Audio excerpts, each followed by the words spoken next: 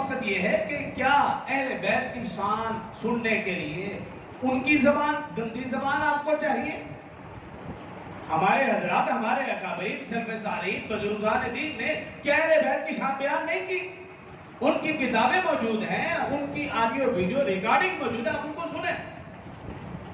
آپ اہل بیت کی شان کو سننا چاہتے ہیں، اگر کوئی تکلیف ہو رہی ہے، ویسے ضروری نہیں ہے سننا، کیوں سننی؟ کیا ضرورت ہے سننے کی؟ قرآن کافی ہے، آپ سنیں۔ سیدنا حسین رضی اللہ عنہ نے اس وقت تلاوت نہیں چھوڑی اور 10 محرم کو ہمیں تلاوت نصیب نہیں ہوئی۔ سیدنا حسین رضی اللہ عنہ عصر کے بعد شہید ہوئے اور ان کے نام سے جو محبت کا دم بھرتا انہوں نے آج تک عصر کی نماز پڑھی نہیں، عصر کی اذان ہوئی نہیں ان کے ہاں۔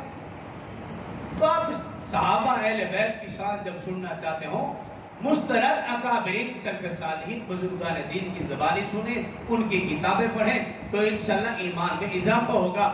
جب آپ بے ایمانوں کی زبان سے اہل بیت کا تذکرہ سنیں گے، آپ کے ایمان میں خسارہ ہوگا اور بعض اوقات آپ اسلام اور ایمان سے ہاتھ دھو بیٹھیں گے۔ جو خاص سنا اللہ مجھے اور آپ کو سمجھیں اور عمل کو توفیق دے۔ آخر دعوانا الحمدللہ۔